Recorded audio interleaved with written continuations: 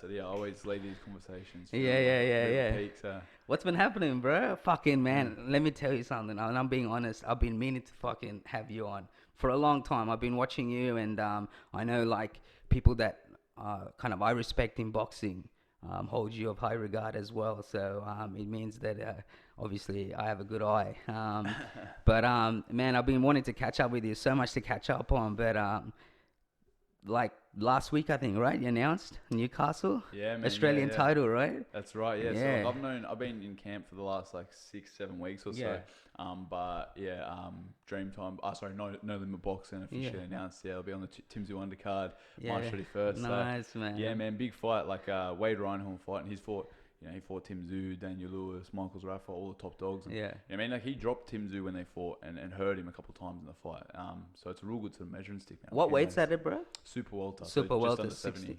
Just under 70. Yeah. 69.85. Yeah. You know, like, And kind of how did that come about? Like, was it kind of pretty much set in stone that would kind of be the next fight, or was it something you asked for, or something that was spoken about? Or man, he was on my he'd always been on my radar. Because as I said, he's sort of like a gatekeeper for the division. You know what I mean? If you can get past him, you're a sort of provenly good fighter. Yeah, and you're going to be in fucking the top mix. If you're not going to be able to get past him, then yeah, it's going to be a struggle with anyone else. Yeah. So he was always on my radar. But then what happened was with my last fight, my last win, man, like we've been sort of doing it on our own, no team in the background, just me, Rodney, Ethos Performance. Other than that, no money or promotional team behind us. So that last fight, we went into it as like underdogs.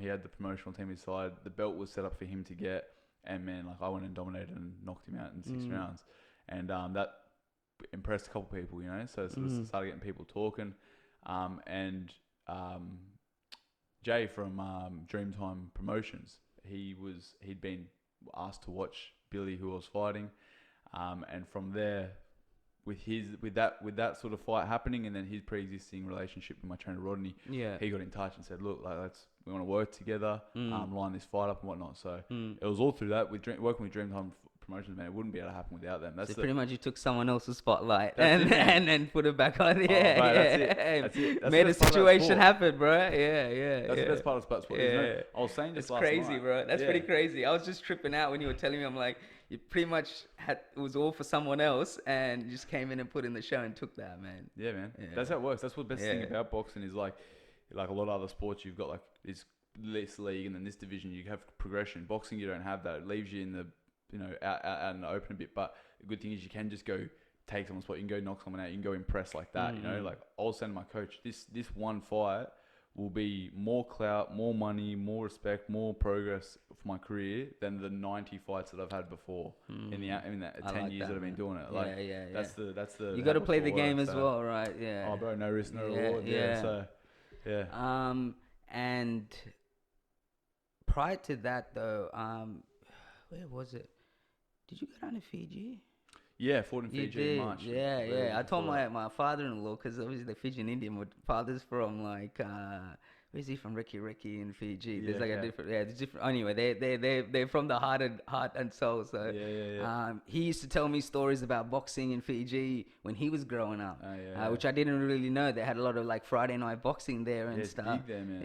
Yeah. But tell me about that, man. How was that experience? It was cool. It was real cool because same thing. This was a title fight as well, right? That was the Pro Box Oceania title. Yeah. And I fought a guy from Vanuatu. And man, that was awesome. That was a fun as experience because over there, bro, it was like fighting in a brothel, man. Like it was like, oh man, in the chain. So like this last fight I had, we get lucky enough to I was the main event, get my own change room, private little big area. In Fiji, man, like. We're in a bathroom basically with like every other fighter's warming up, and there's fucking water all over the ground from the other fighters tipping water, and I had these kids and shit running in and out, like parents coming and getting them while I'm trying to get changed and warm up and stuff. But it was awesome, man, because the whole time was like a test for me. Like the flight over there, we were waiting in the airport for like 4 hours. When we got there, we were getting fucked around. We had this like horrible car that like. On the way, they all had like the worst back. So that whole experience would have asked a lot of you. We were just getting tested. And I was sitting there in the change room. I remember like, all these kids running around, people yelling, fucking doing shit. And I was just sitting there in the change room and just like, was sitting in my undies and boots and wraps and just was like, just started like meditating basically. Like just sitting there sort of like in a meditative state. And then yeah, man, went out there and knocked him out in the 5th round, which is what I said I would do on the night before. And it was awesome, man. And you know, like being able to go experience the Fiji, just like culture and stuff, as much as anything, was so cool. It's something else being able to experience it, doing what you love as well, right? Like experiencing different countries. I always say that to every fighter that's ever told me the overseas experience.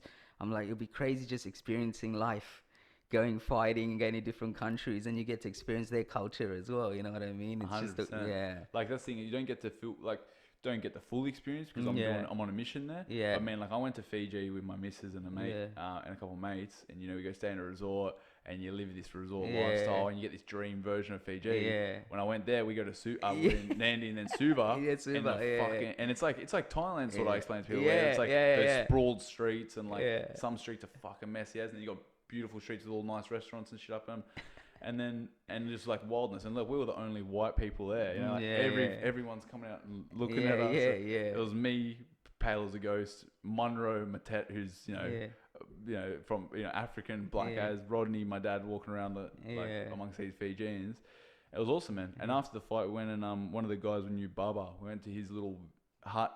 It was an hour off the main road into the bush, and there's one little hut in the bush, and yeah, man, got a proper had a proper carver sort of ceremony with him and a Fijian barbecue, and yeah, it was beautiful, bro. To properly experience the country properly. Yeah. It reminds me of like those movies like Bloodsport and Kickboxer, where you just go and it's just like reality is like like you're talking about the experience of like kids running around, you know what I mean? Bro, it's like the ridiculous. most rawest way of combat, you know what I mean? 100%. Like in terms of experience, there was people trying to jump over the raft. There's like people trying to jump down off the raft.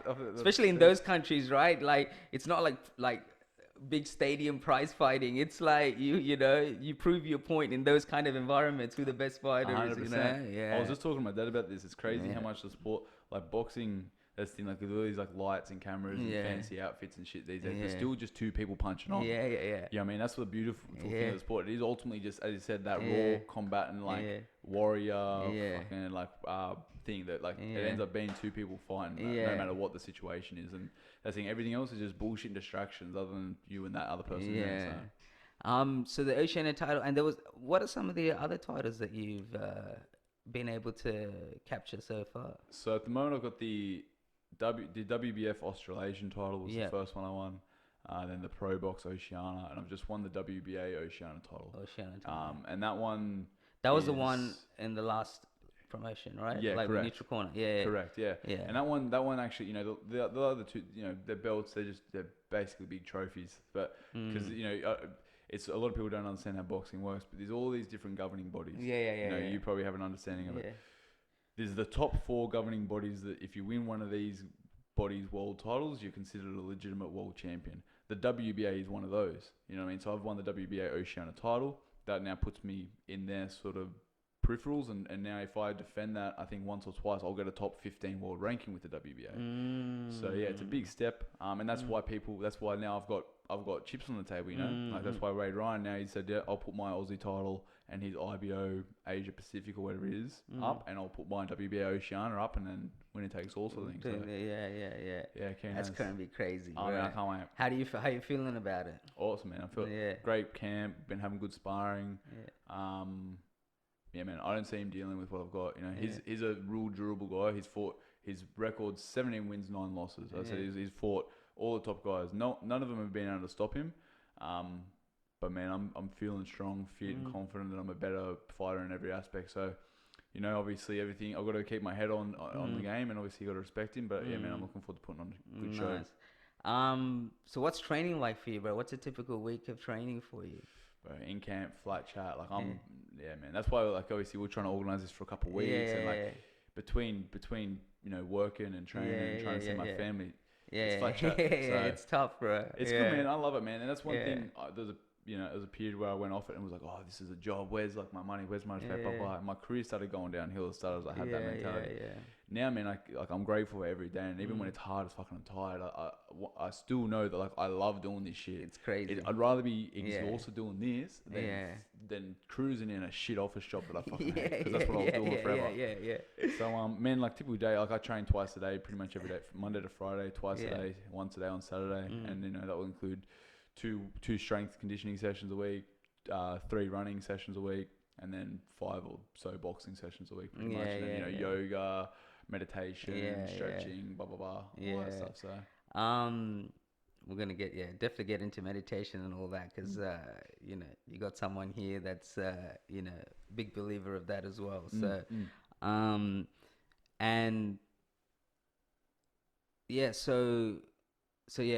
I'm assuming, obviously, now that I know speaking to Rick, and me myself doing it, the strength and conditioning side of it, just that bit of addition, right?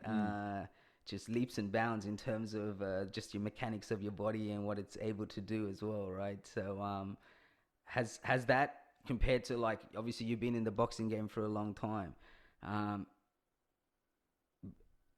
the introduction of that into your training, has it been significant changes, or is it just improvements to things that you could already pretty much do, like in terms of your body movement, in terms of your explosiveness, those kind of things? I think, man, like, I think it's been a pretty major part of, like, my whole progress in general. Like, not only for strength wise and whatnot, but for mobility. And like, I say to all the boys at the gym, I see them leave the gym straight after a session with no stretch and whatnot. Like, not only are you going to risk injury, but you can't. You can, the more flexible you are, the more power you can generate. That's one thing that will get people stretching usually.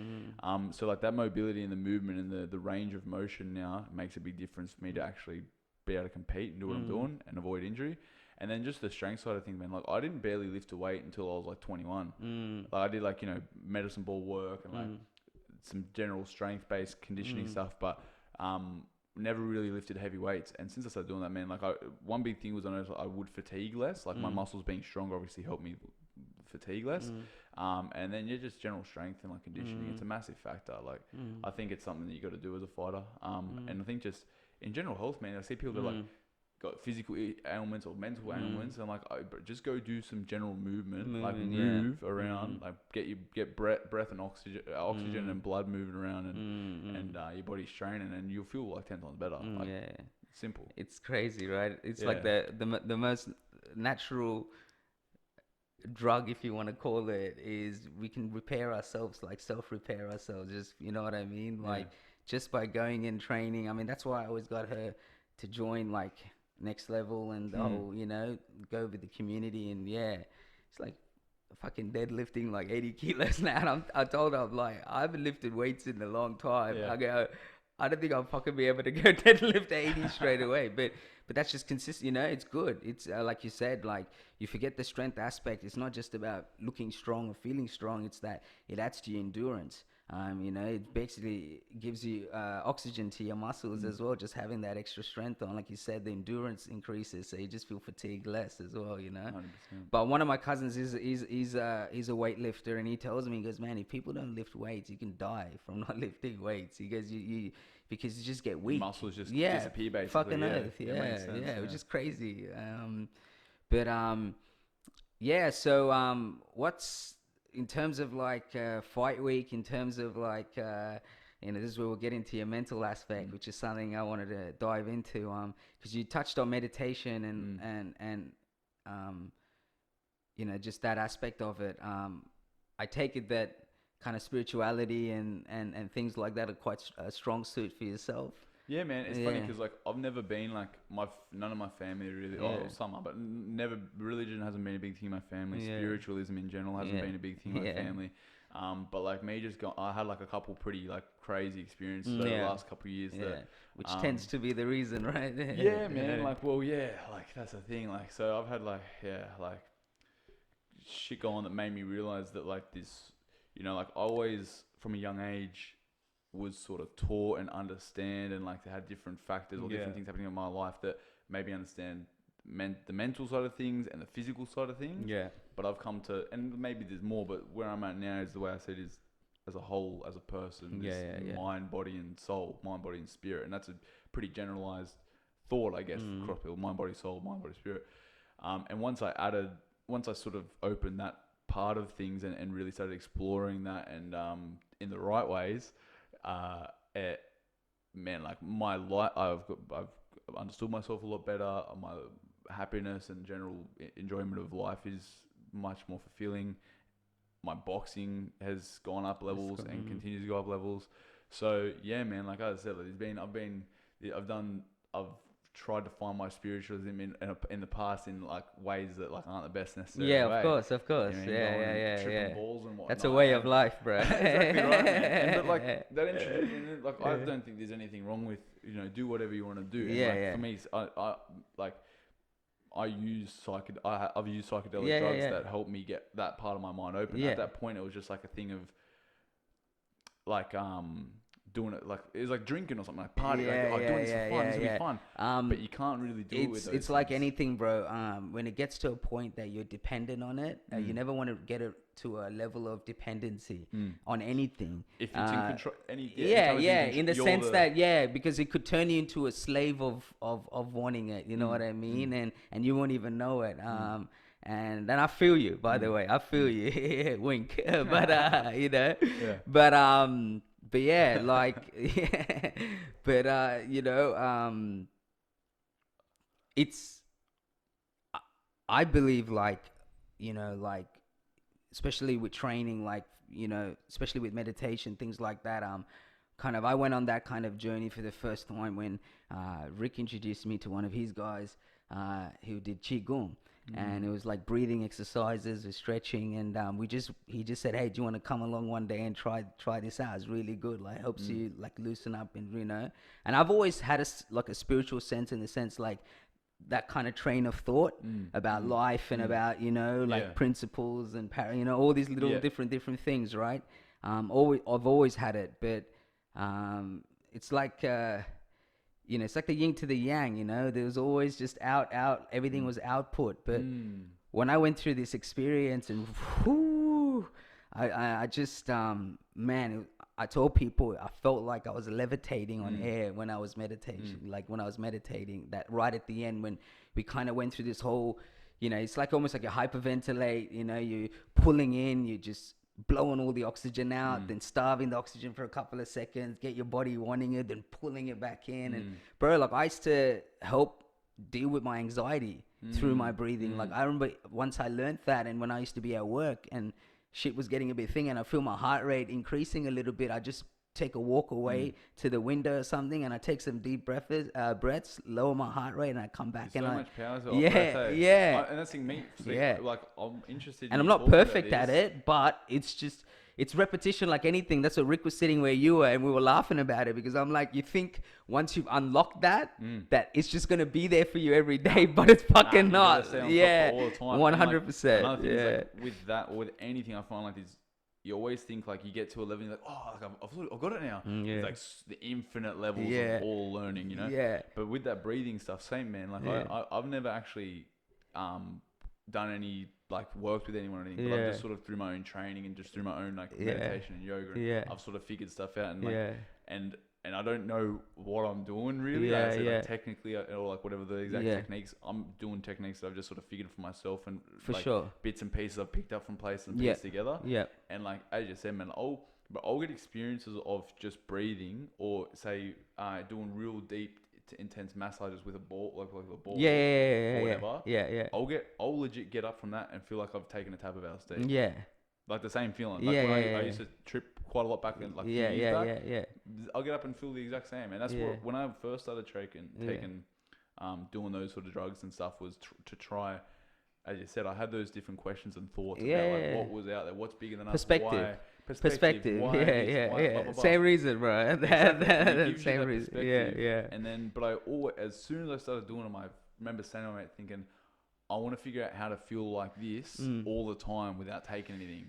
And that's where it gets dangerous, though, right? But that's like, I mean, no, dangerous in the sense like that's what makes you want to do more. And that's and be like, what in life? Exactly. Yeah, and that's where you go. Exactly, and that's where I think I say this to my, and I was saying to my missus just last night. I think there's a very fine line. Like there's a very fine line in most things in life. There's a very fine line between like superpower stuff and mentally ill. Yeah. You know what I mean? I think from my experience and what I felt like there's times where I'm like, I'm fully controlling what's happening in my life. I'm like in fights, I'm like, I know what's happening before it's happening, and shit feels like it's moving slow motion, whatnot.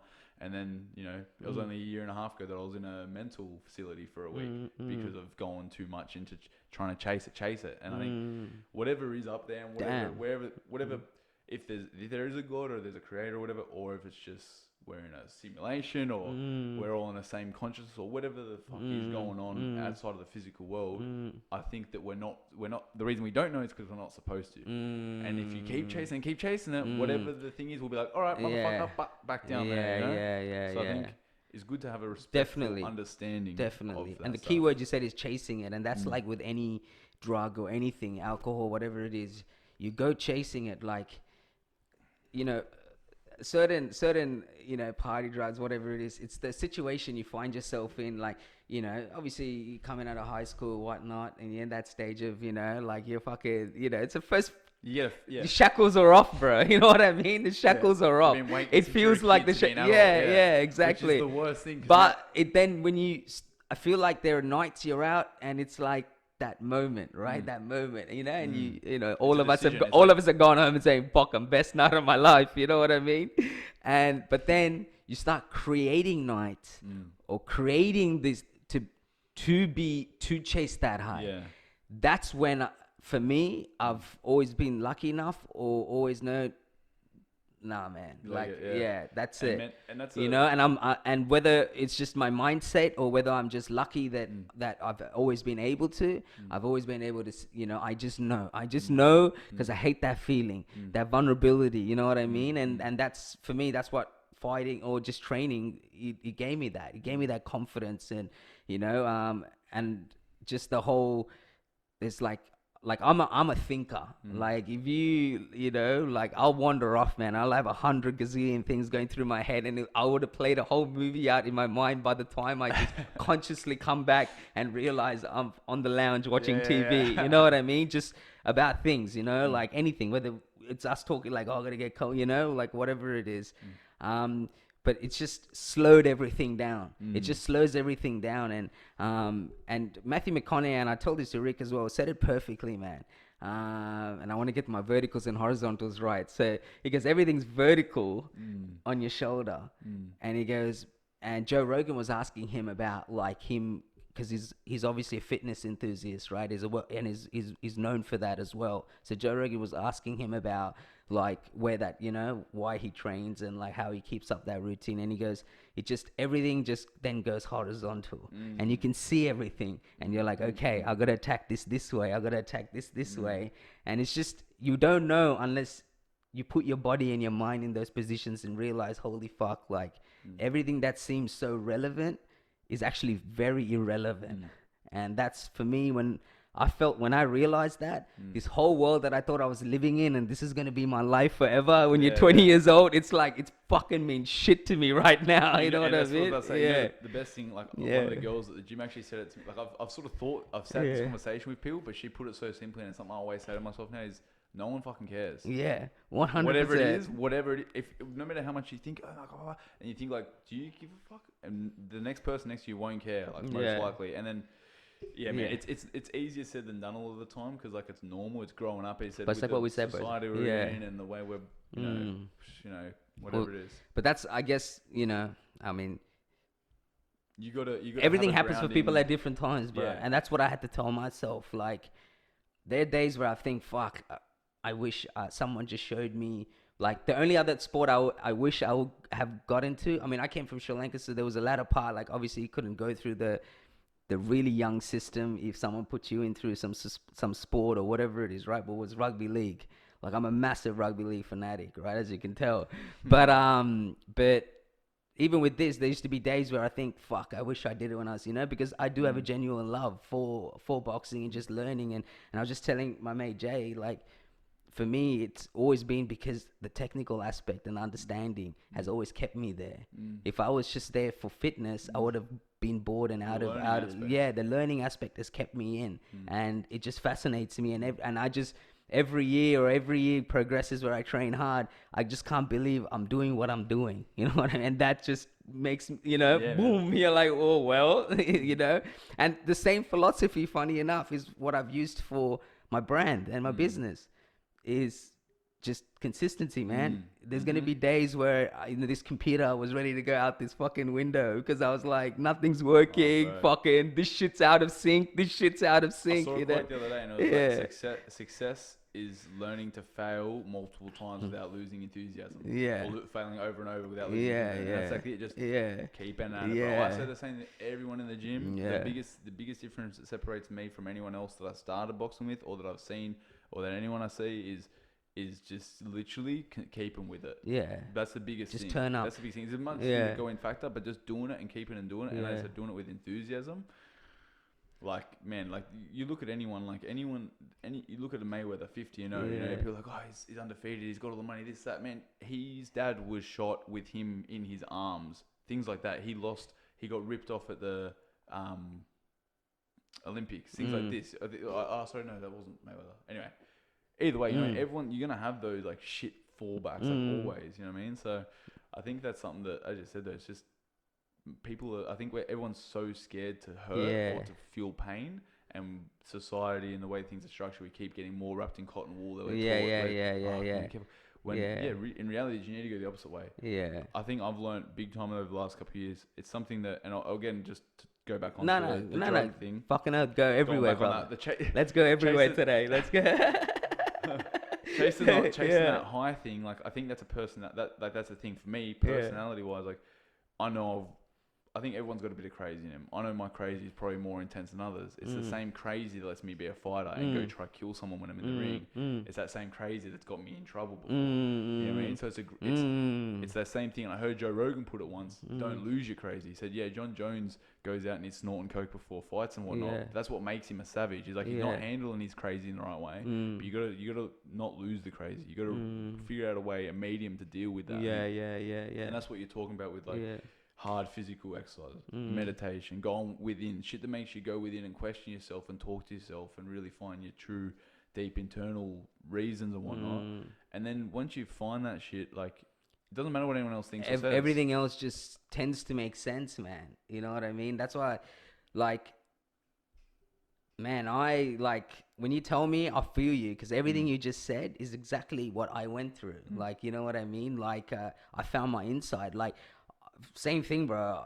People will tell you, even I still got that bit of crazy in me, but I'm a very uppity person, high energy. You know what I mean? Even drinking, I'm just energy, and vocal as fuck. And they call me, what do they call me? Speech master, because I'm always fucking having DMs with fucking people, and that's just me, bro. Like, and I started to embrace that.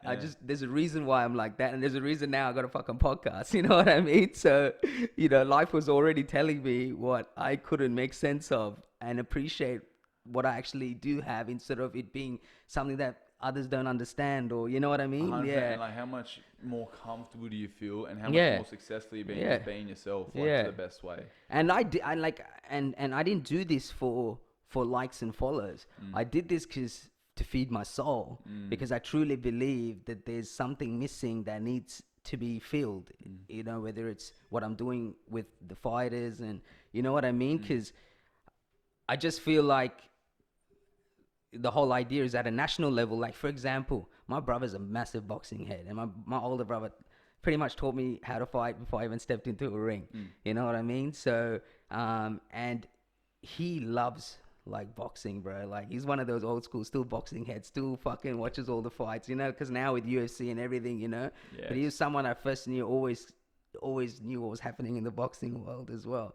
But it's like certain fighters get to a national level and then they have those main events and whatnot, right? Or they see this big Fox fight nights happen, and they see an Aussie boxer or even on a top rank, whatever it is, right? And they don't know much about him. They don't know much about him, and it's not that they don't want to know. Sometimes they don't even know where to go see where boxing events. And these are conversations I had with, your Paul Nazaris and stuff. What I believed can be better is that you want to make someone from Blacktown be willing to travel to Bankstown to go watch your shows. You got to have someone from the city who's a boxing enthusiast who would support Australian boxing, willing to fucking go all the way to, Punch Bowl and watch the fights. Not people from just who know your promotion, know the fighters, or know you. You know what I mean?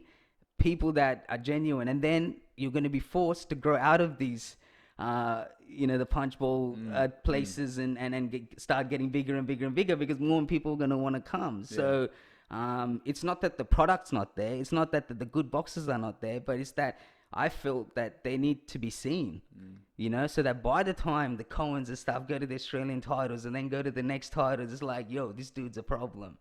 And I feel like that's what in America, amateur, bro, people fucking know. People know Ryan Garcia was going to do what he's going to do with some of the boxes he has now because of through his amateur, who's Devin Haney, all these guys, you know what I mean? Because they knew these guys coming up. They knew they were a problem. But some people, it's not that they don't want to know, it's that they genuinely don't know where to go. And there's nothing there. And for me, I feel like they need to know, so when it comes, they're like, yo, this dude's hectic. Like, I've been following him for a while. And I want to hear more of that. You know what I mean?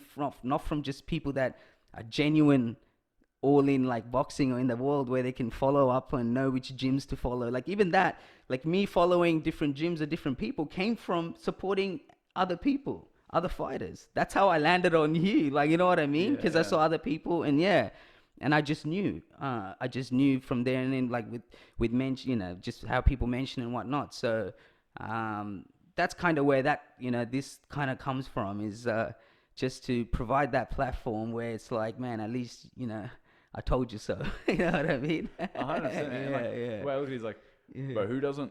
You had a soccer, you had a school. There's a couple, there's some kids playing soccer over there, kids playing handball there, kids playing footy over there. Fight breaks out in the middle. Where's everyone go watch? Yeah. Right, everyone likes to watch a fight. Everyone likes to see. Everyone likes to have a drink.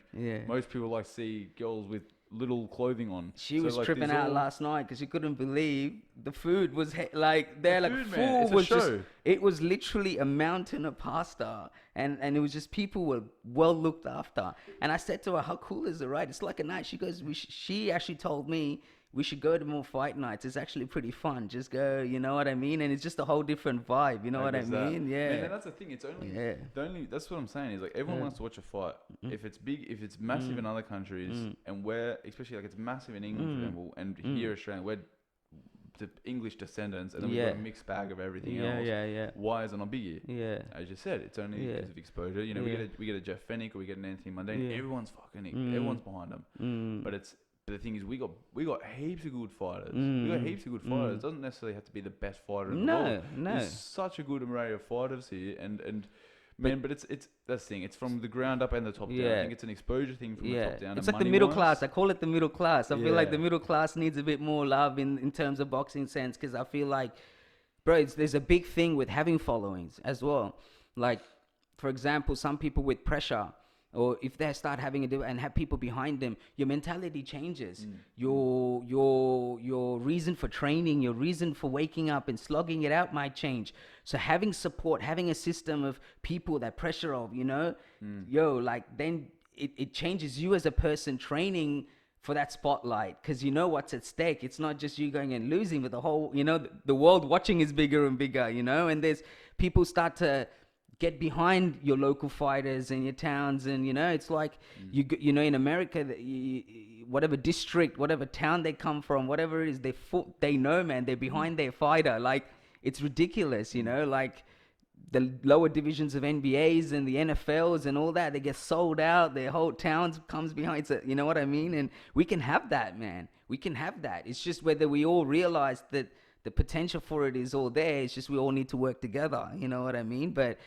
I would love to have that, like people love that stuff, man. Everyone loves flying flags, bro. Gang colors, you know what I mean? Like, it's just what it is. It's something tribal about it, right? It's like, no matter what sport, it's like if you're versing your enemy, you get tribal about it, man. So it's healthy.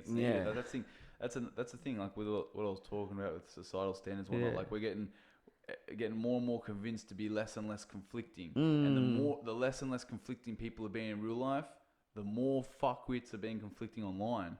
People are on social media and more conflicting and hate, and everyone's getting split up and everyone hates each other. But if you were doing like, not necessarily fighting, but things where you're physically straining yourself and competing against other people, your groups are going to get split like into the ways they're supposed to. You know what I mean? Like, people are going to get along where they get along, or not 100% talk to each other. We got these platforms now where everyone can say whatever they want, forward, when they're all little soft bitches in real life. Yeah. So it's like that thing of like, it comes back to It's also the bad, because lack of interaction as well, man. And you were touching on just the platforms and even just the people. Kind of lost my train of thought. We'll get back to it. But me, man. Sure nah. Oh, bro, I was like, I fucking wanted. I'm like, I'm gonna tell him this when he's done. But yeah. I mean, even just with platform, and you were saying like with people talking, whatever. Like, this is what I wanted to say. Yeah. One of the things I feel like life has taught me as well is that it's not till you do what you genuinely want to do that you realize who is going to be there for you, what life, your environment starts to make sense. But it's not till you do what you want to do. And what is it that you want to do? I don't know, But I said, don't be afraid of what life projects when you do live that life. Because we're so accustomed to getting used to things as well, right? Certain situations, groups of people, whatever, like different stages in your life, you meet different people, and some are always the same, right? But it presents different situations as well. So a lot of what life feels like for you, and you think, this is what my life is going to be for the next 20, 30 years, the people around, the environment, whatever it is, right? Like, it just, it's not till you really chase what you want to do that you realize that, hey, it may not fall in line with what someone else believes or whether it's their interest. And that means that this convenient way of how we were all really living, not really supporting each other, not really saying, hey, what is it that you want to do? Doing it's that, hey, this works for me, and you're sitting there thinking, nah, these are my boys, and you know what I mean? And this is not to take away but this is just the truth. This is stages in life. Well, it may not happen to everybody, but it's definitely happened to me, and I'm sure it's happened to you, and it's happened to a lot of people I know. But you just you don't realize that they're not really in line with your train of thought if you really chase what is your train of thought. And when you do chase your train of thought, all these things change, and then it's that afraid of, this is all I've ever known. If I walk away from what I've always ever known, then I go into this scary world of the unknown. And I always say the saying, like, some people are comfortable being in a hole than being out of the hole, because in the hole what your surrounds. But out of the hole is this big world, and this big world, it's like there's no boundary, there's no parameters, this is how hurt I can be. 100%. This is you know what I mean? So it's just more scary. And that's the thing, I think it's like most people can be separated into one or two boxes, either they're a creature of circumstance or a creator of circumstance. Either everything's happening around them and they're just going about their thing, and that's what they do. Or as I said, they figure out what they love, what they want to do, and take the risk and take the losses with it. Like, that's like another simple quote, amor fati. It means love of one's fate. It's an old Greek quote. That's something that I always remind myself whenever I'm like, fuck, this didn't happen how I expected it to happen, or this isn't where I want it to be right now.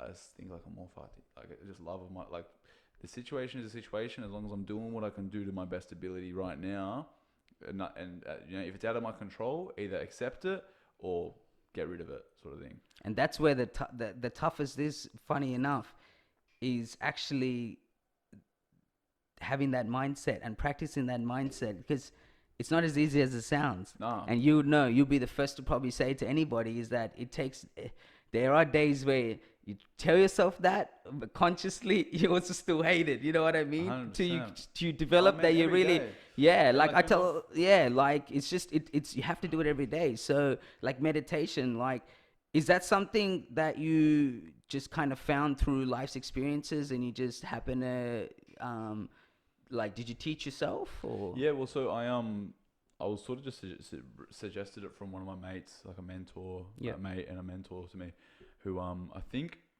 like, he'd probably mentioned it a couple of times, and it was probably when I was going through like a real shit state. I was in a real sort of dark place and just going like a lot of shit going on. And he was suggested it again. And he said there was an app by Sam Harris, who I like. Sam Harris, listen to a lot on Joe Rogan's podcast and different podcasts.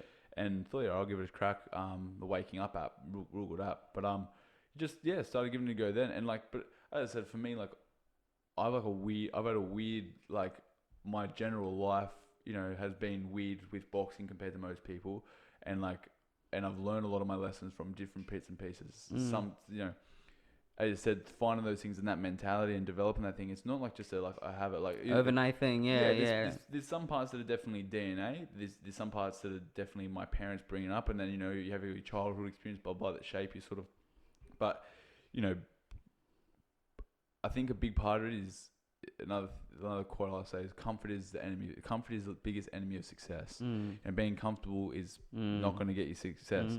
So putting yourself in an uncomfortable situation purposely, like when you know that you don't want to do it or it's uncomfortable and whatnot, is the biggest step towards all this stuff we're talking about. Like no one like, oh, if I don't want to do this or whatever else. You got to earn the right to feel the way you feel when you do it, and you do experience through it. You realize you have to earn the right. Like, it's like working out, bro. It's like I tell people it's the most perfect scenario to teach you about life. To be fit, you got to train the fucking house down. You got to eat right. If you want to be unhealthy, bro, sit on your ass, eat what you want. And look how easy it is to be unhealthy. Look how hard it is to be fit. And that is life, man. If you if you really want it, whatever it is that you really, really want, already tell yourself it ain't gonna be easy. And just 100%. already get comfortable with the idea. It's gonna be a fucking emotional roller coaster. Comfortable in discomfort. And that's it. And then it's just comes to all the different things, right? What are you gonna finding your tools? Exactly, all those things. And that's it, man. Like for me to learn all these lessons to sort of get to where I am, like I'm by no means a wise man. I think I'm more I've always been a bit more mature than most people my age, and like a bit more well learned and whatnot within myself. And that's because since a young age, since 13, 14, I was fighting people. I was punching on with men, like you know what I mean. And that's the thing, me doing doing half 21k runs. Some of the deepest lessons I learned were doing that sort of thing, or in deep hard sparring sessions, or in cutting weight, like when I'm fucked and like sauntering, or as I said, some of the more spiritual relaxation, like the meditation, the yoga side of things. I think you gotta just I don't know, man. It's just because it's so simple. Like for people like us that are like wanting to get more, wanting to learn more, 100%. Wanting to develop ourselves, it's simple to be like, oh, I can give you this instruction, go do that. But how do you translate that? Because like I have mates and people I talk to, and they're like, oh, I want to, like this every time I'm saying, oh, I want to lose weight, I'm like, bruh, stop drinking beer, stop drinking 2 large coffees a day, and fucking go to bed an hour earlier, and like your life will change. Simple. But how do you translate it to those people that they get to 25, 30 and they've never done anything yet? It's interesting because one of the things you said is, how do you translate it? Which has always been, because some people can, and it's generally the fucking haters, but they can misconstrue what you're trying to say to you and attach it to kind of like your ego was like, oh, you're telling me, you know what I mean? And so for now, I don't feel like it's detrimental. It's how I use my voice, or it's how I spoke. And, I'm a Leo, bro. So that there are aspects of me that are just in my DNA. You know what I mean? So number one, when I'm fucking passionate, bro. You know what I mean? And that's pretty much the main thing. Everything else trickles off that. But, you sound like a broken record sometimes. And it's like, eventually I just train myself to be like, you know what? People could see what I'm doing, and then if they want to do it, you got to do it. Because ultimately it comes down to the life lesson of anything is you got to want to do it. You know what I mean? Like, I can't tell you how this feels because you have to do it to feel it, because I didn't know. I didn't know with meditation. I didn't know with yoga and stuff. I'm massive. All of last week, I got up in the morning. I have a yoga teacher that I met through at Rouse Hill, and we just friends on Instagram. So I hit her up and I said, hey, do you know some great yoga? Like, what do you follow for me to do in the mornings? And she hit me up, and in the morning, I got a black mat. I come out and I do it because you just feel like, man, feel better. Yeah, just in general, like you feel better. And it's not even just, it's just perspective. All these things that you chase for, fabricated things to give you that high or to take you to that place, you realize that your muscles being sore or all that. Like, I'm on a case all the time, like stretch, because you don't realize how great you can feel. And when you're feeling great, all these little things that seem like issues or seem like hurdles, you can make sense of it.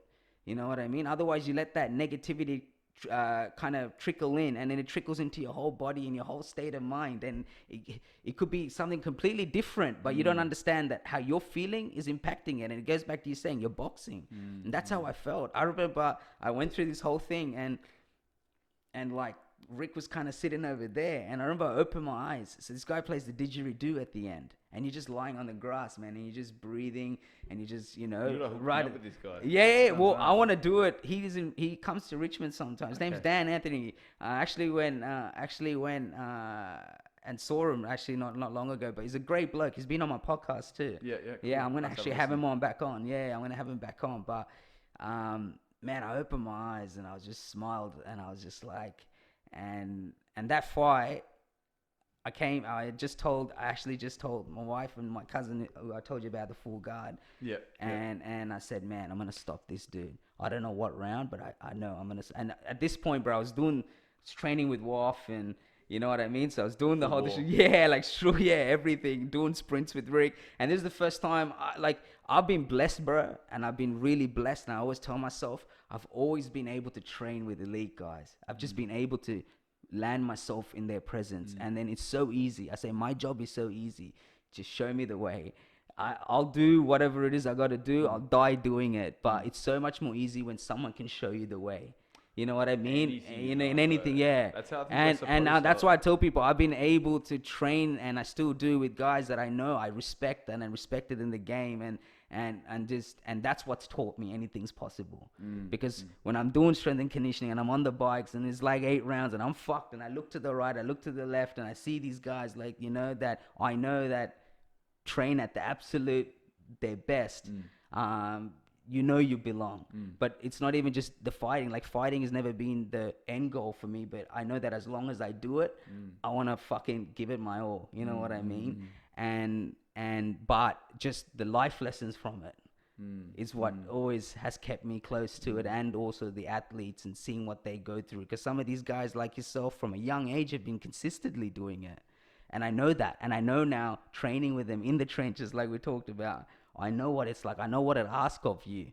And like, I got through it with these guys, and they do it on a regular, you know what I mean? But I've got to do it with them, and that taught me that, hey, there's shit you don't know about yourself, you know what I mean? But everything you feel, everything, you know, like, yeah.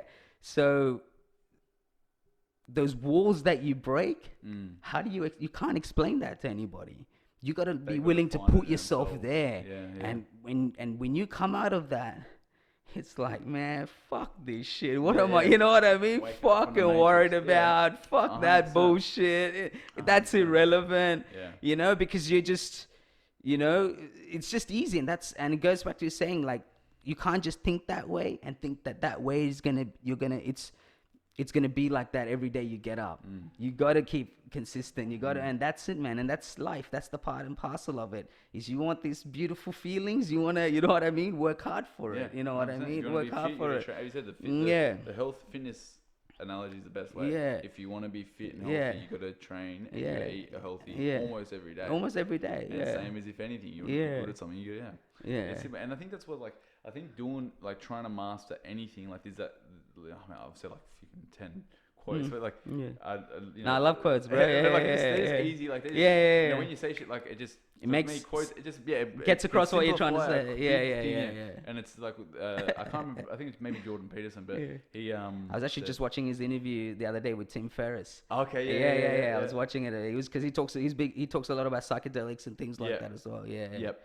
And it says, once you know one thing all the way, you know all things all the way. Basically saying, like, once you master one thing, you can apply the same, like, learnings and whatnot. And like, I think that's the thing, through trying to master boxing, like, through me dedicating 11 years of my life and, like, countless hours and money and blood and sweat and tears, and like, the sport giving me almost nothing back except for the love and passion and the satisfaction of beating people and whatnot that I get from it. I have been, and I have such a respect and understanding for other people being professionals. And like, when someone else is a really good whatever else they do, I understand they've put in hours of hard work and time and effort and failures and knockbacks and what else to get there, because that's how you have to do it to get to anything. And because of that, I'm able to, as I said, I think if you don't understand it, you don't do anything hard, that's when it comes, when you think everyone's coming from an egotistical place, because you have such an ego that you got to protect. Then you think you nailed it, brother. You nailed it. Yeah, 100%. With their ego, when really, like for someone like ourselves, if I'm trying to give you advice or tell you something or whatever it is, I'm doing it in a way because I want to help you, and you know that because you know that we There's a mutual understanding. I guess it's like anything, right? It's like you're comfortable to talk about a particular topic to someone if you know that they've been through it or have an understanding for it, right? That's just a natural thing. But then, like you said, the hard thing is, how do you translate that to get to, like, you want these people to experience what you've experienced, because you just know they're going to fucking unlock a whole aspect of life that is just going to not only blow their minds up, but just make so much more sense as to your sense of purpose, because that's what we want. Sense of purpose gets us up every day, man. Yeah, whether it's family, whether it's whatever it is, but it's a sense of purpose that wakes us up every day. That, you know, like, that's the last night I came, I put my feet up, bro. My foot was fucked. Like, I was standing there for, like, you know, I mean, you fought on the main events of this thing, so you know what time you come out and shit. Yeah. And man, like, I remember coming and there was just this, like, just rough, rugged, and raw feeling. Like, I know that this grind, this fucking, like, sweaty fucking nights, and you know what I mean? You come 100%. And you just, you know, it's that I'm embracing that grind because I fell in love with the process. That's like what happened with training. I fell in love with the process. I got addicted. That was my drug. Addicted to the idea, because what happened was when I switched over to boxing, to give you a quick timeline, it was like January of 2019. And I was like, Rick, I'll do whatever, man. I'm like, I'm a baby, like, treat me like a baby, and just, you know, from basics, like, all the way to whatever. And it was April that I competed, but I remember those first few sparring sessions, right? I bro, fucking got teed up, coming with his kickboxing style, got teed up, like, literally fucking bashed, bro. And gassed, and, you know, all the things that I've, you know, I was like, okay, this is what my body needs. But this is And coming home and sitting in front of the mirror, and I was just like, just telling myself, all right, motherfucker, you must want this. If you're gonna have to want this, if you're gonna have to go through this every day, because like when I train, like, it's 6 days a week, like, and these are things I learned from being with professionals, being around professionals, and seeing how they do it, and, you know, like, all those things. So I know what this is gonna ask of me, you know. And I was just like having this conversation with myself, you know, just there. Sometimes looking yourself in the mirror and one of those things. And like I read it in I think it was The Subtle Art of Not Giving a Fuck. It talks about like what most people want the end result. They want the result. They don't want everything in between. And you got to want everything in between. I remember sitting on the train reading and thinking, oh fuck, do I just want to be like world champ? Do I just want?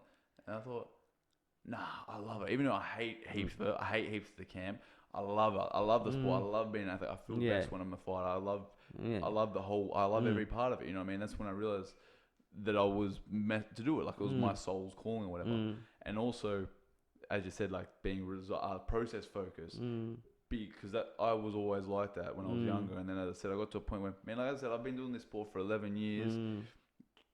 Like, ridiculous amount of time, effort, and loss and sacrifice and shit, and got nothing out of the sport so far, really, like, in regards to measurable objects, really, until very recently. And now those have started coming, and that's that delayed gratification and stuff that we were talking about.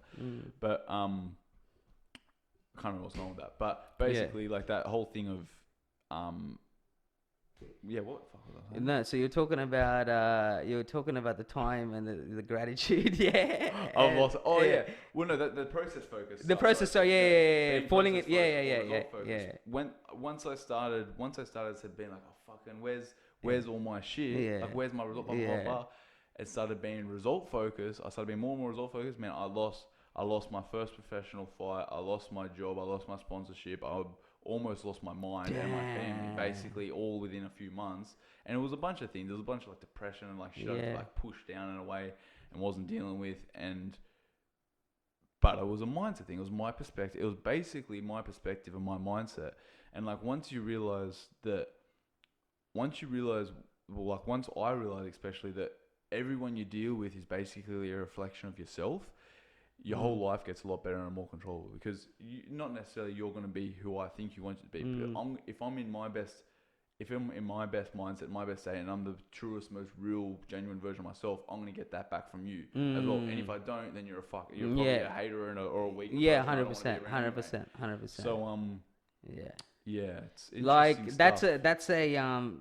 that's a big point that you made too. Like you don't realize that sometimes when people treat you a certain way, right, it's also a reflection of where they're at or who they are, and sometimes, I mean, I used to question myself all the fucking time. You know what I mean? Because like I said, man, I used to be like the mad scientist. I'm like, I felt so strong about certain things in life, but I just never had the environment or the platform to really just embrace that and let it flow and let it, like, you know. And the people were David Meltzer. Follow this guy if you don't follow him. No. You'll love him. But he's a guy he's like I wouldn't say he's a personal coach, but man, he drops some fucking amazing gems. But he's been broken, now he's back. Like he used to work for sports agency, so it was quite big, like in the US, like with NFL players, like knew all of them. But now he's like helps people kind of like similar to personal coaching, but with anything, but different topics like rules to life, like so, like things like, you know, instead of saying instead of saying, like, you know, for example, like you know, like I get to do this, you know, thinking like instead of instead of I have to do this, I get to do this, you know, 100%. You know, little things like that. But you know, he and then he has like topics at the end of the week on Friday, the Zoom thingers, and it's on different things like networking or in terms of like wealth, in terms of like state of mind and how to think and how to apply that to what you do and frequency. So and he's someone that just used to message me back, and I was like, dude, I can't believe this guy who's of this stature would even message him back. But his goal is to basically get 1 billion people to consciously be connected. And so he just, man, it's amazing. And what I realized a lot about certain things, right, and I have a big feeling that you will fucking agree and resonate to this, is that a lot of books that I read, or a lot of things about life and way of life and all those things, right, benefit and all those things, you read it and you're like, you resonate with it, right? You're like, yeah, like that's right. I knew this. Yeah. I already knew it. Yeah. And that's what I'm trying to, and what I started realizing is that I wasn't learning something new. I already knew this. The reason I feel so strong about it when I read it or hear it is because I resonate with it, because I always resonated with it, but I just never understood it. And then I never had the environment to understand it, you know? But that's why I say, like, everything, like I visioned all this, like like in my mind, like it wasn't yesterday, it was years ago, you know what I mean? But I just was fascinated in it. And bro, like the truth is, if we're opening up, like after that fight, I came down from a high. So like I was so, and it didn't come down. Like I was confident. That's what it was. Like I knew I put in the work. So that moment where I told you I came down from Chi, when I opened my eyes, I was smiling and I came home because like, man, I got emotions. Like I run emotion high, bro. Like, you know what I mean? I'm a very emotional person. There's no point lying about it, you know what I mean? But not in a bad way. It's just I'm strong with my thoughts, you know? I think it's important. Yeah. And I remember like I was so confident going in. I just knew. And it was the first time that I had ever manifested, truly manifested, truly believed that I was going to go in and this is what I was going to do. And it happened. And when you watch that video, I lose my shit. And everyone thinks I was just thinking it, but it wasn't. I lost my shit because I was like, I truly believed it. And when I saw him gassing out, when I saw his hands were dropping and thinking, I was like sensing it. I was sensing it. And I was like, man, I'm going to fucking stop him. And it was the second round. And that's why for me, it was like, you know, it was 2 8 counts, but it's just, it was the first time I truly believed in myself and I believed in my preparation and I believed that I fucking did what was asked of me from the people that asked me, you know, my coaches, the people and I just really believe. And man, it was just almost emotional after, because it taught me that if I truly, and I have been doing it all my life, I just never smelt the roses, that everything I truly ever believed in, or if I wanted, like, fucking I want a PlayStation, I nagged my pocket, you know, like when I was a kid, I'm like, come on, dad, you know, like, come on, you know, like, but truly wanted, I realized that I found a way to do it. and I just never realized. The universe wants to inspire with you. Yeah. That's the thing. The universe wants to help you.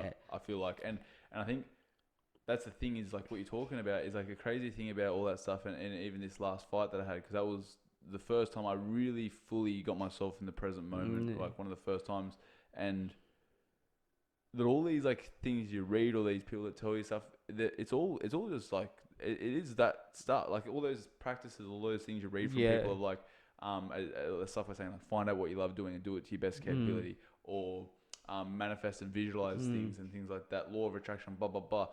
When you read them in books and stuff, you're like, oh yeah, cool, like yeah, it makes sense, I understand it. But then when you, as you said, when you put it in, you just practice it and put it into practice, and you get some result from it, you're like, oh wow, you realize how much power there is to it.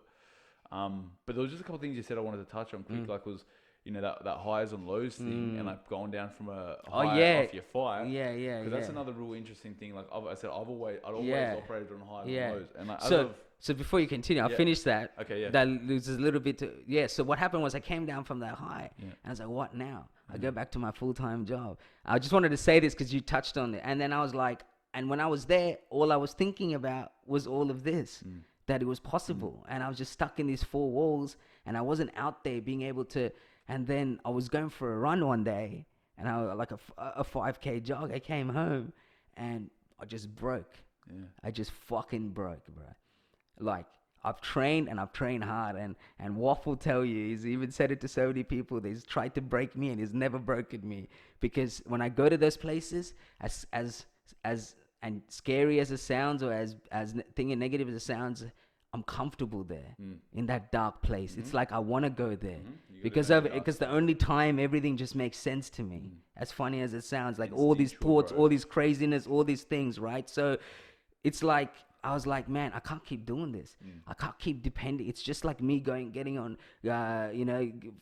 getting drugs or whatever it is. It was like this was my drug, because I go in, I go fight, I take a fight, I go through training and all that just for that high of getting in there and getting to be in the best present of myself. But what's gonna happen when that's taken away from me? Because end of the day, I'm not like you. I'm not like anyone else where I'm setting my intentions to be world champion and I know what's at stake. There's, you're not talking next year, you're talking years and years, you know what I mean? And not knowing too and all that, right? So for me, it was like, all right, the only way to do this is just to walk away from everything that's I felt like I've needed or is a norm, and just build a foundation and then, and then come back. And now I enjoy training even more. And now it's like it's not one's like, better and one's worse. No, it's that for me, I just always knew that I'm gonna, bro, end of the day, let's not be fucking stupid. We need money, we need capital. Otherwise, we ain't gonna fucking get anywhere.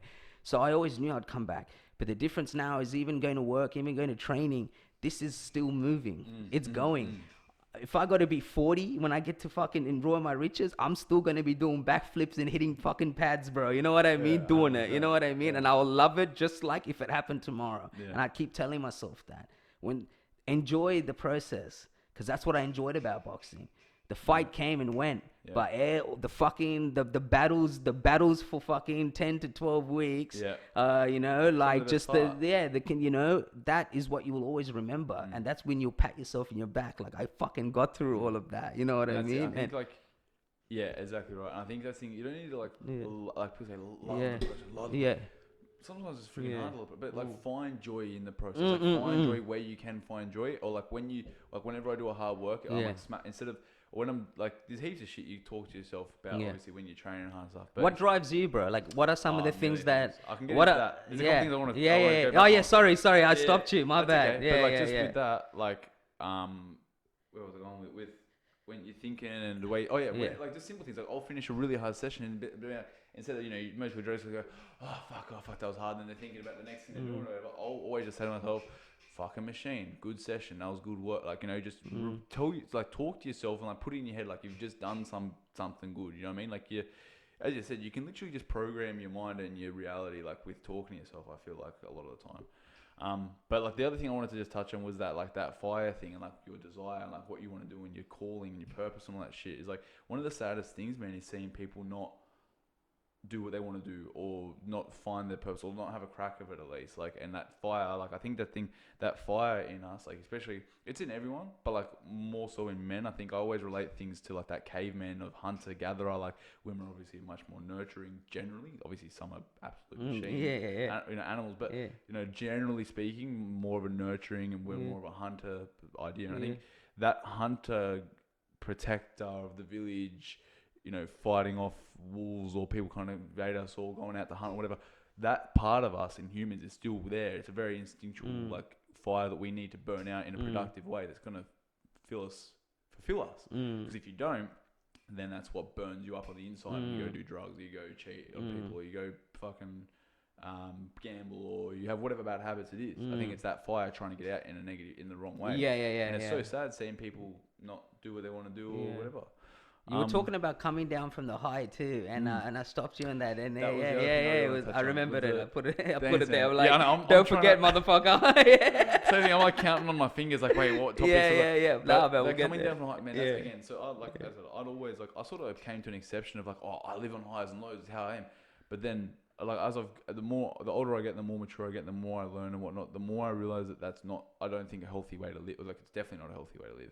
And I also think not only is there a physical level to a balancing of that, like when you have a high, you're going to have a low, but I think there's also a spiritual, like universal rule, like that Tao, if it's like Tao, I don't know if you know Tao means, or like that yin and yang or whatever, that balancing. I think there's always going to be a balancing effect. And I remember listening to Justin Gaethje talk about it, about when as soon as he wins his fight, like within like minutes of winning the fight, he tries to bring himself back to just a calm medium state again. Because I've learned this as well, like off a back of a big win, you're like hyped, and I'm like peaking for like a day or two, and I'm and I go out and party and whatever, and then I'm watching my fight back for like a couple of weeks and like peaking off the back of it. Always seems to be some crashing backward burning moment in whatever it is. It might not be boxing related, but it's just some weighing thing.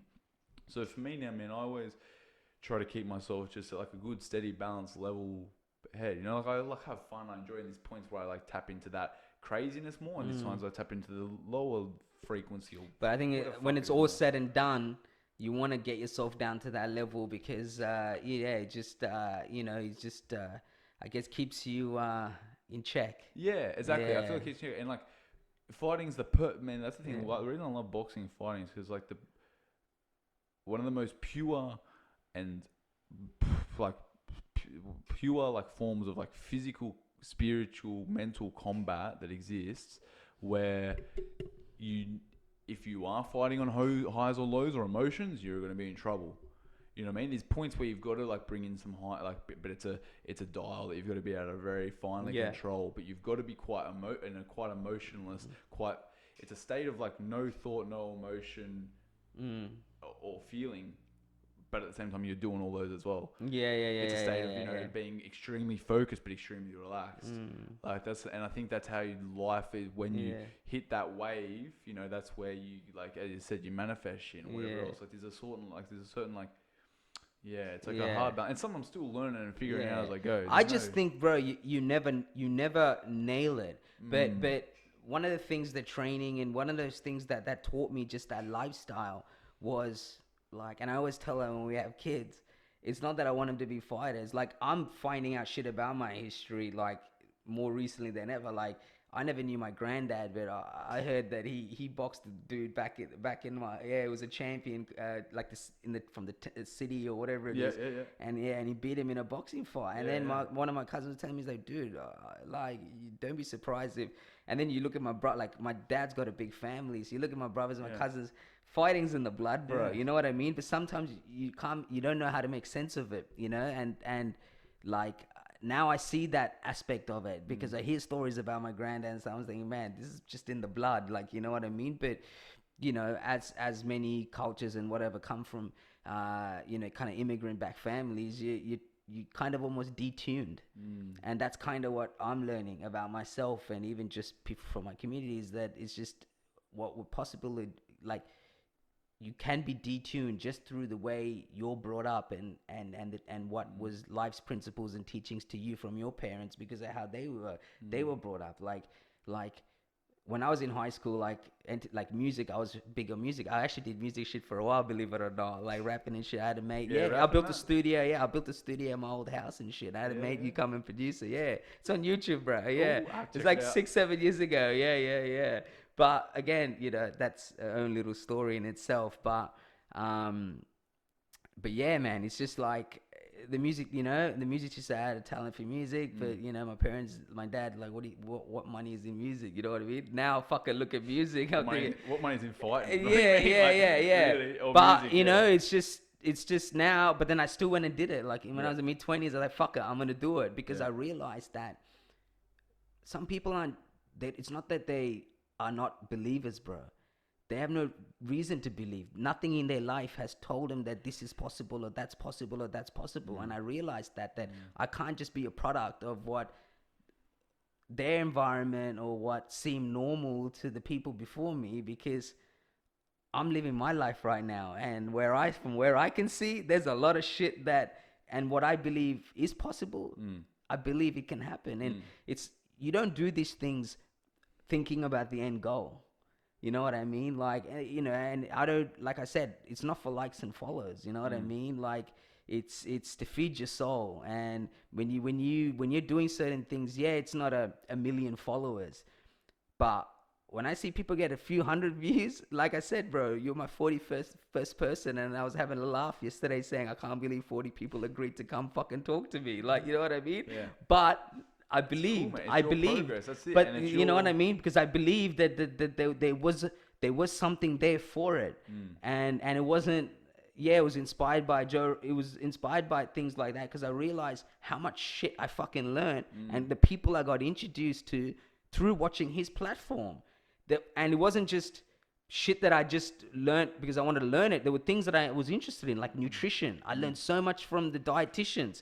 Like I got big on all those things because listening to this in-depth stuff, because I have an interest in health, and trying to be optimum level at all times, you know what I mean? As we find out is impossible, So, but and then, and I realized, man, like there's so many successful people around us, but what's success? And that's the problem. We're trained to think success is untouchable. Success is like, when you think celebrities, you don't ever expect that you could drive down to fucking Rousel Town Center and you'll see fucking Robert Downey Jr. just walking past, like Iron Man, you know what I mean? But all these guys were like me and you.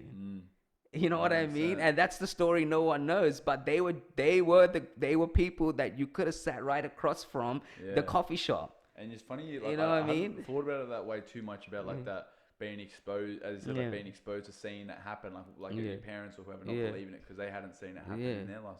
And that's interesting you say, because I think about it too, and that's one of the being a big motivator for me, seeing people like George Kambosos, who were in the same amateur team. He had basically the same amateur career as me and gone and doing biggest things. Big things, Taito Ivasa, Tyson Pedro, these guys are like just from the area, and it's also awesome seeing them inspire people. And that's like one of my biggest motivators as well. Is like.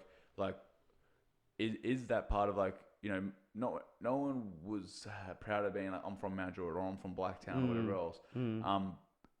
And like, as you said, you don't have other people to look at around you from local that are doing things. No, 100%. And like, that's why, like, man, like there's just, little things. Like my favorite artist, rapper at the moment, one of my favorite rappers, Chillin' It. Aussie boy from I know Chillin' 420. Yeah, 420 fan. And I've been trying to get a hold of him, bro. But then, I can maybe hook and then I'm like, nah, this dude's got too many followers for my DMs to go through, bro. Have you sent him there? Bro, he'll apply. No, bro, because I think it's fucking dope. Because, bro, like, I love hip-hop. I love hip hop, like fucking love hip hop. When maybe one day we'll have another topic. Bro. Like anyone that knows me knows, bro. I read the news every morning. Like for the last 15 years, the first thing I do in the morning is have my coffee and I read up on what's happening in the hip hop world. Yeah, man. Ooh, I have like 3,000 songs in my fucking USB, like from A to B. Like I just went every artist from like R&B to hip hop, like A, B, C. Bro.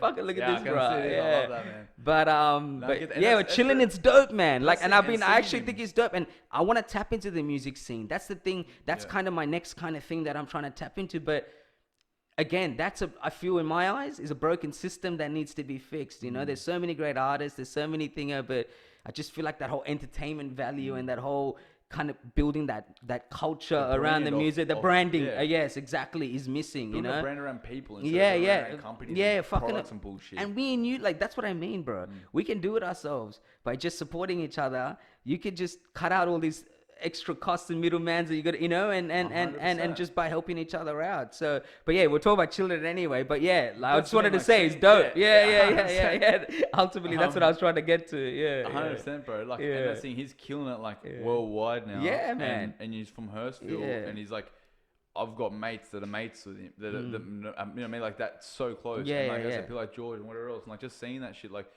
is inspiring. And I just said like it makes you realize that it is touchable. And I think the first part is, as I said, like defining your own success. Like what does success mean to you? That's the biggest thing that I think a lot of people, like myself, you know, you go through school, uni, you don't know what the fuck's going No, on. but you do go through it, 100%. Like you get different ideas of what success is throughout your life based on, you know what I mean? What is especially now with social media. But yeah, I didn't mean to cut you off. No, you're right. No, I think it's but like what I was just sort of saying was like that's the thing. It's like when you like gone through, as I said, you're surrounded by everyone that's telling you how you should be thinking. Yeah. It's always just, I think it always just comes back to the biggest thing. I think the reason that people are getting further and further away from a lot of the stuff we speak about in general is because of social media and because of overstimulation and more shit to do and less time to yourself. I think that's the biggest thing that meditation and yoga and whatnot does is literally just time to yourself with nothing else or no one else. Like even just last night I was like, you know, putting baby to bed and doing whatever house chores and getting shit ready to sit down and watch TV with missus.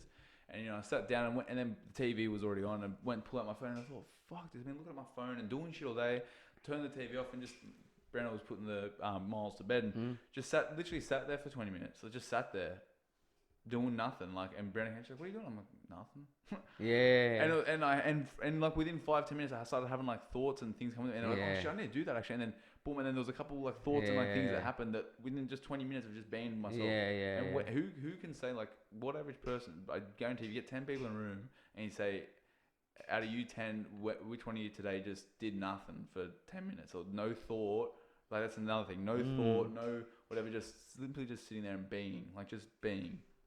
Probably one maybe would say that'd be bad, you know, like I think that's a big part just as a being, like I mean, you just, man, that state of meditation alone, just like I feel like sometimes you don't even know how you're feeling, bro, in this world because everything's just 100 miles per hour. Like that, you know, you were talking about social media and just like because being to yourself, like when I was leaving work, like I was telling you I worked for RMS and there's two older gentlemen, like, you know, my office boys, but they're like in their 60s, but, you know, like his wife used to call me old soul because I was like, I could, like, she goes, man, it's so funny that you have coffee with like 60-year-old guys and shit. But that's just me, man. Like, I love talking to them about life and you know what I mean and whatnot. So I said to them, man, when you guys were coming up, if you wanted to become a painter and you were a mechanic, right, and you finally got there, you would think you're living the life because you're getting to do what you're doing. The difference that you didn't have that we have now is social media, right? Because now if you're mechanic, you know, now it's like, you know, there's a certain vibe to the gram, right? And like, you know, you're a mechanic, you see, everyone else doing whatever and you don't, you know, and mechanic may not be seen, you know, all flashy and whatever, and no, this is what success looks like and this is what it is. You start going hard down on yourself because you are measuring your bar against what is perceived as success when really you're feeding your soul. You're feeding what you wanted to do. You really wanted to be a mechanic and you can be big as a mechanic. You just got to find how it is. A mechanic just doesn't have to be some shop, some in a street, in industrial yard. You could be a mechanic for a sports team. You could be you know what I mean? So there's levels to that shit too, you know? But what's success? And we just measure it against everything else. But it's not about, you know, it's someone who said it. Pitbull said it. Pitbull was on this hip hop podcast show that I watched called Drinks Champ, and he was saying, start with Mr. Worldwide or yeah. Well, that's the thing. He was talking about his come up in Miami before he was known as Mr. Worldwide. And so Nori, who's he was like a 90s rapper, goes, man, what was that like? What was that like? You know, like you know, now you're Pitbull, like everyone like. He looks at him and goes, Nori, when did we do this shit for likes and follows? And it fucking hit me, just that. Because it's like, yo, like, that's not what I'm doing this shit for. Yeah. Like, so that's why, like, I know, man, I could put 2 and 2 together, and I know fucking common sense, right? I know that I have my personal gram, there's so many people and whatnot, and people don't realize that by liking or sharing. Like, I tell people, marketing my thing has got me nowhere. The people that I've had sit on that chair and I've worked with have got me far more reach than any pumping money in marketing and trying to shove my product and my brand down people's throats. I just did it with my purpose of why am I doing what I'm doing? And then I know people see it, bro. And I know people are afraid of associating with it. I know I'm not stupid, and I don't even get hurt by it, man. I don't even give a fuck because my whole energy is on, I know why I'm doing it. But I know that no one else needs to see it the same way. And just because they don't see it the same way doesn't mean it's any less of a failure. I've had people come up to me and tell me, oh, bro, have you seen Joe Rogan's part? Trying to compare. And you know what I said to them? Have you seen Joe Rogan #1? No, you haven't, motherfucker. You saw Joe Rogan 1,582. Have you listened right? to any of those real early episodes? Yeah, and have you seen the fucking videos? They were fucking terrible, bro. Yeah. Horrible. Fucking red light, like all gloomy and stuff. They're all smashed and like they speak half of them. Yeah. And I said, but these are the people that don't understand the process, don't understand what it's like to be on a process and taste that hard work that you get at the end of it. And that, you know, and that's what boxing taught me, because I've you know, that whole process, and then winning a fight, just that simple standard process teaches you that you fucking put in the work, right? And even if you don't get the result, but man, you most likely you put in the work, and the chances are, bro, you will get something in return. You will get something. You'll get a lesson if you don't get a win. Exactly. You'll get a lesson if you don't get a win, you know? So, with boxing though, was it something that you as a kid grew up and it was an influence, or is it just something that you just found along the way, bro? Yeah, well, so my dad used to box a bit when he was younger, but like, he never fought. He had to wear glasses since a young age, and you know, back then contacts were fucking earth, yeah. So he boxed, and then like I just sort of grew up he'd have fights on sometimes, you know. And like one of my earliest memories of boxing is being in the lounge room and Oscar De Hoy and Dad doing the Oscar De Hoy, and just, you know, thinking it sounded cool and stuff. Yeah. And then man, like I was always just like a sporty, athletic kid. Played a bunch of different sports. What were some of the other sports you played? I mean, I played soccer for about 10 years. Played baseball, tennis. Tennis, nice. And then like started hitting the pads with Dad in the backyard when I was like 13 for a bit of fitness and fun. Fucking hell, yeah. And then walked into a gym when I was 14 and like was decent and loved it and never turned back basically. And it said, man, there was never a thought of like likes or fucking whatever. It was the competition. I'm a competitive person. That's being competition is a big part. That the pushing, like, you know, pushing yourself, growing.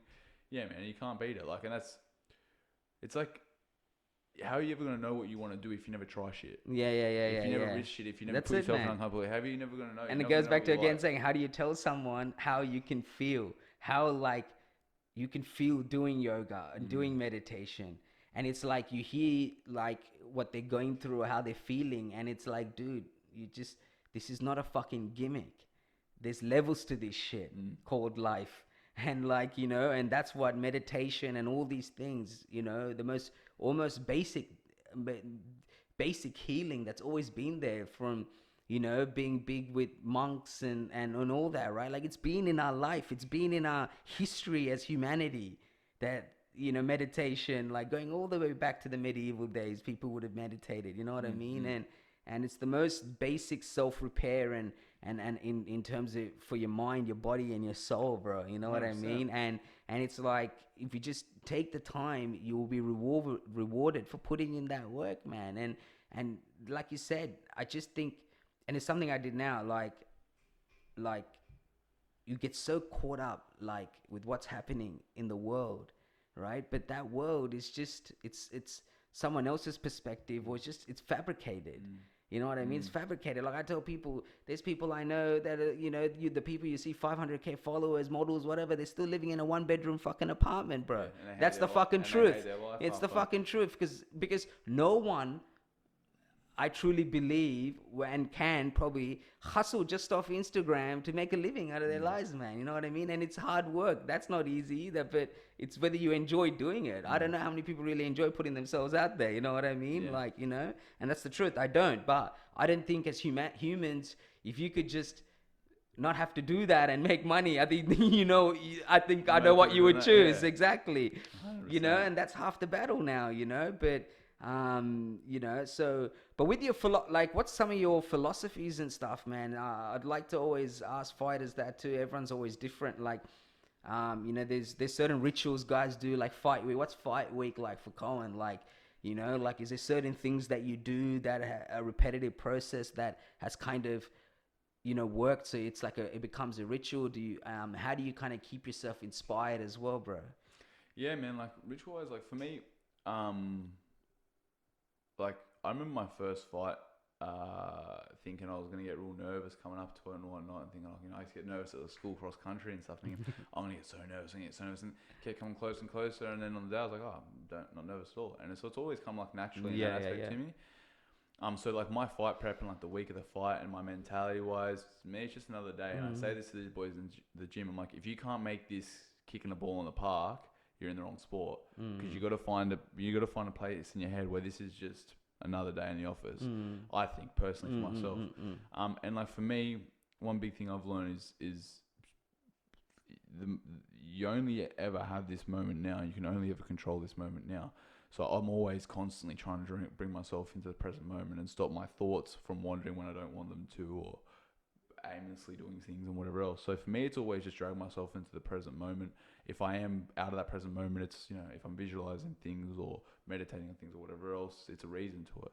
But for me, when I'm in fight prep or I'm in camp or whatever else, man, I'm in the moment of whatever I'm doing. And I'm still like, I coach boxing, I PT people and whatnot. That's my income stream. So like I'm always busy, man, always doing something. I've got a kid as well, you know what I mean? So I'm always doing something. Yeah, so for me, man, normal life basically, you know what I mean? Except for the physical, you know, the physical and mental preparation goes hand in hand sort of thing. You know, I'm like physically preparing myself, and because I'm physically demanded, I have to have the right mentality. 100%. And things come hand in hand. So I say to people as well, like, if you want to be a bad motherfucker, do what bad motherfuckers do. Yeah. Simple. I go do a fucking big run hard as, and I'm battling with myself on that run. I'm talking to myself, and I'm up using these practices and like triggers that I do to get to myself in the right mental place. I finish it, and I'm a fucking bad motherfucker. Yeah. It's amazing, Instantly your whole mindset changes. Yeah. But it's so simple. It's so simple. You go do, if you want to be something, go do that, and you become that. Yeah, it's funny you said that, because there's been times I come home and before I go on a run or before I go to training, and, you know, I'm just a bit stagnant, or, you know, sometimes work's caught up to me, and, you know, you're just feeling some type of way, right? Like, you know, and that's the kind of emotions you project. And it's like, and then, you know, I'll be like thinking about training, and I'm like, okay, am I, you know, could I have gone harder, or could I, you know, and especially with sparring, it's the worst thing for me, because I think, fuck, I should have done this, I should have done that, and then I've got to wait till next week till I get my chance, you know, and then your chance just goes like that, because it's like all of a sudden sparring finishes, and you're like, all right, did you really, you know? But anyway, all those things that I could, and then I'll come after training, and my mindset will be like, you know, like, I'm got this, I got this, and she'll hear me say it, and then she'll just laugh, because she's like, literally before you went, I knew you just had to go to training. You needed to go, put in the work, and get that reassurance. You know what I mean? And I think that's half the battle, is that reassurance. And if that's like with anything you do, you want some sort of reassurance. But the truth is, it's a fucking scary thing wanting to do what you want, because that reassurance, you got to earn it. You know what I mean? Like, and now I know the process. Like, I trust the process, and I know that as long as I turn up, and that's what I tell people in the gym who are just like training now, or just even think that I've learned from guys, like, just fucking turn up, man. Turn up on the best days of your life, but make sure you turn up on the worst day of your life too, because you walk away with a lesson. You know what I mean? It may not be your best training session, but you walk back and you'll be 100 times better than you were yesterday, even if it was, you know, and you just turn up, and man, what you go through, it's a life hack, bro. You know what I mean? 100%. It's a free life hack for anyone to do. You know what I mean? So, Yeah, it's interesting. It's It's just crazy that connection, like that mental to physical connection. How, because as I've said before, you like you read things on it or you hear things about it and whatever. But when you put it in, as I said, when you just go put it into practice and you do it, as I said, show up every day and you just do it and do it, you see those things happen. Have you? I mean, in terms of your situations in fights and in terms of finding yourself into, have you ever kind of found yourself in the back foot and kind of had to really dig deep and kind of take yourself to a place where you probably never had to kind of win that fight? 100%. I had 80 amateur fights and I lost almost 20 of them or so. Yeah, so, you know, I mean, I've lost fights. I lost one of my professional fights, and I've had, and yeah, man, 100%. Like this, I remember like this. I'm a real I've always been a quite mentally strong person, and I've developed that and built on it. And now I'm like at a point where, like, and this is just through all the life experiences you were talking about, right? Yeah, and like it's sometimes I'm like blown away the level of things I'm at, and I just know there's infinite levels to continue going. But like, so I would always be in a good men's state. I'm not the sort of person to get nervous or breaking a fight over. But there has been fights where, like I'm exhausted, where I'm thinking I'm losing, and then like you're thinking about everything after and what's happening. I'm losing, and man, and there's been points where I've let my mind get away from me, and I've become the master. My mind's become my master. My thoughts have become my master, and then you become your thoughts. And when I think, I have a belief that our thoughts aren't ours. I don't know where they come. I don't think, that whatever our subconscious is, whatever thoughts come from, you have everyone has a constant trickle of thoughts. I don't think we are our thoughts.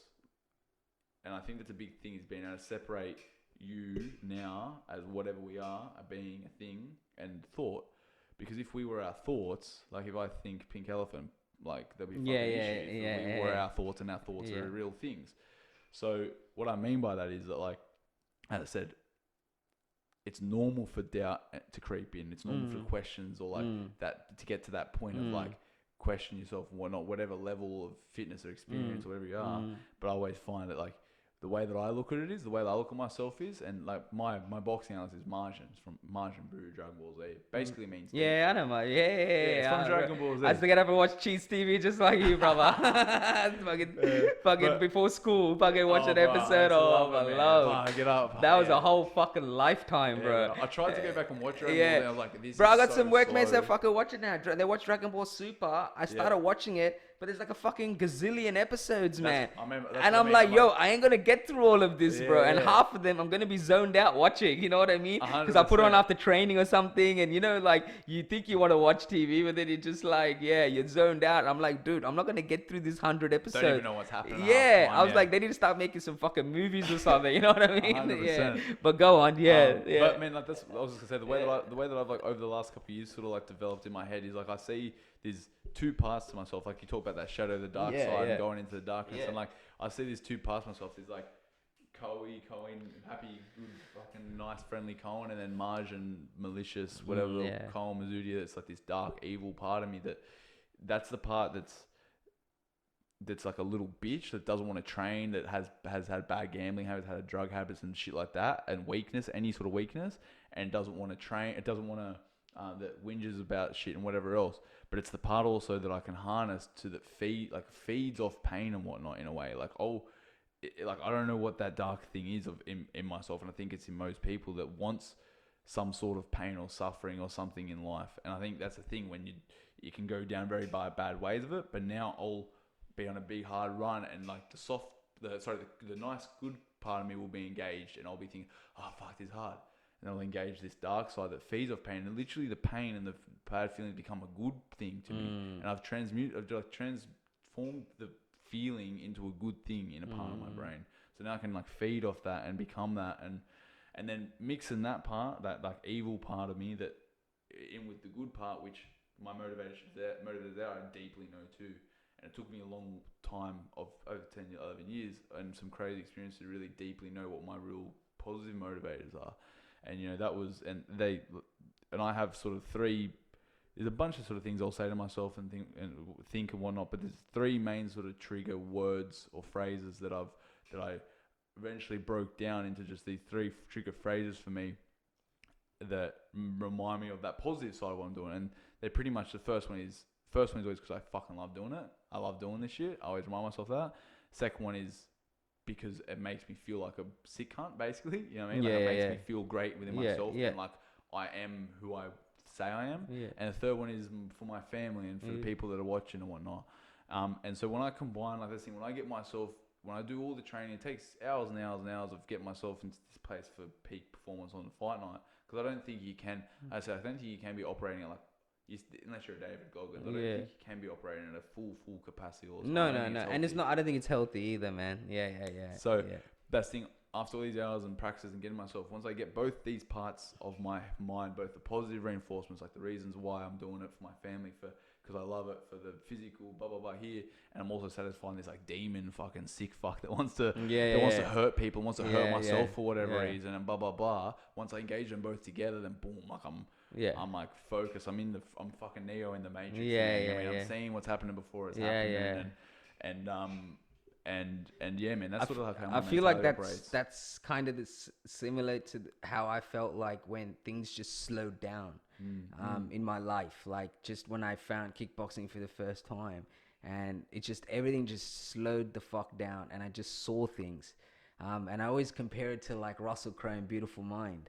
It's like there's all this shit playing in my head, you know, and a lot of the people that I kind of read about or whatever, a lot of them are like, just in terms of creatives, are like, you know, one of them just says, man, take time in your day to think your crazy thoughts.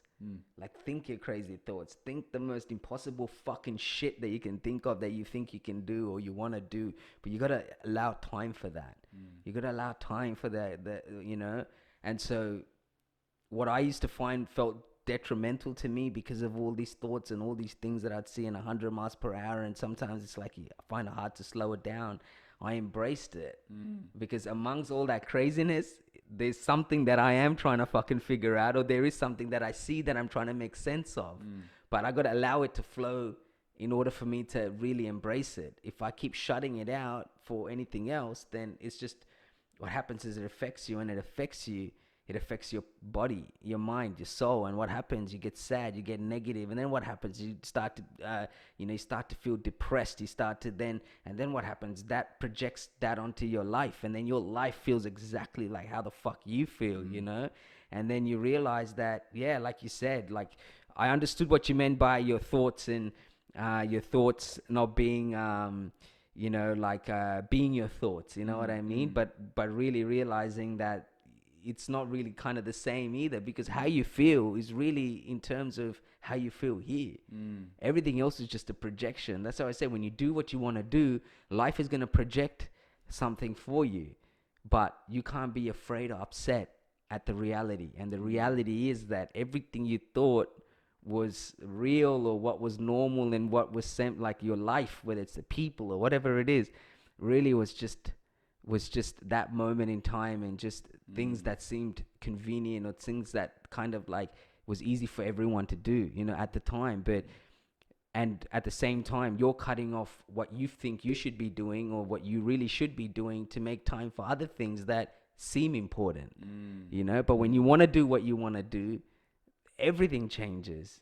But I think the difference between someone who takes that path and the one that doesn't is you're embracing the changes. You're like, okay, this is my life, and this is my environment, and this is what it takes. And you know what I mean? There's days I haven't seen people and whatnot, because when it comes to weekends, like I said, I love the footy. That's something that you know what I mean? I'm in my element, because I know I know the end goal of what I'm trying to do and what I'm trying to build in terms of what I'm doing. And I know that alone, just even thinking, takes energy out of me. Takes, you know, physical energy out of me when I think, and, you know, and all that. So, you know, I just feel you gotta, like, until you really do what you want to do, and you know, it's just, life is a fucking game, bro. And you talk about Matrix and shit, and that's just, you know what I mean? I feel like it's not real. It's all fabricated, because you realize all these things that seem relevant is actually very irrelevant when you got your eyes set on feeding your soul. When you're feeding your soul, man, it's like you're living your life. Having you here and being able to have this conversation, like, I don't expect anyone else to feel any type of way, but my fucking day is going to be so much more better, because we went into some deep shit, and that's why it's called Into the Deep, because the whole idea was, we dive deep into the way we think, the state of mind. Like, what makes you do what you do. You know what I mean? You know, and that's for me, being with fighters and being in there, like, everyone's got a story, bro, you know. And that's the thing, like, everything that we fell in love with in the world, with entertainment, with Hollywood, with everything, document, it's all storytelling. And that's what I want to do, and what I want to be part of. Is, I say, success is all around us. It's whether you choose to see it. You know, I learned quickly that there is successful people around us, but the measuring stick is what stops us from embracing it, to being like, oh yeah, but he ain't fucking Anthony Mundine. He ain't fucking, you know what I mean? Exactly. But you're gonna feel like a real bitch when he does end up surpassing Anthony Mundine. You get what I'm saying? Like, that's what I'm saying. It's like people's perception, but I quickly realized that, man, you know, and that's what I was telling my brother. Like, some of these guys are fighters, are boxers like yourself. I'm like, man, the way I look at it is not, oh, I want to talk to them because they're doing well or whatever. Yeah, that's a big part of it, right? Because it's not easy to go do what you're doing. But I said, the trajectory and the way they're working, people's lives can change dramatically, right? We've seen the story of, like, so many people tapped for future great things and a bad injury or something, like, you know what I mean? And so, but I say, I always see their work ethic, and I always think the rate that they're going, man, the world's their oyster. And that's the way I see it. There's nothing that can tell me right now what you're going to be 10 years from now, and who you'll be 10 years from, or in the next 3 years. Nothing here that's going to tell me that. So I'm going basically on what I believe and what I think is important, what I think people should listen to, and who, in terms of fighters, and, you know, in terms of the work they're putting in, and with you fighting for the Australian title. And I know how big that is, and I know what it takes, but I wouldn't do it thinking, oh, will everyone else realize that? You know what I mean? I know, you know. So, you know, I think it's just that, you know, pretty much, I know we fucking went all around the world, but what I'm trying to say is a state of mind. Like, you know, a lot of what you've spoken about is a state of mind, and it's so good to see, and it makes me happy because I've always felt like that. So when I meet other people that are at the top of their game and only and got so much more to go, like, I know that this philosophy of success, that these celebrities that we love and all these people, bro, it's the same fucking philosophy, bro. They were just like me and you, with a fucking dream and a want to be something that we're driving to be. And they've got to a pinnacle point where it almost seems like they got a shield between them and us, but they don't. Like, these guys worked hard to get to where they did, and they probably went through a lot of fucked up shit and did a lot of fucked up shit, as we really find out about Hollywood. You know what I mean? Like, now, you know, like, you think, fuck, imagine what these guys went through. It wasn't like, that's exactly it. Like, it's almost like we only know because they want us to know now. You know what I mean? Yeah. You know, so, but yeah, man, look, we can go on and on, bro. Like, we're definitely going to have part 2s and part 3s. But, man, I'm really looking forward to your fight, man. I really am. And I hope we can do something outside of the podcast game as well.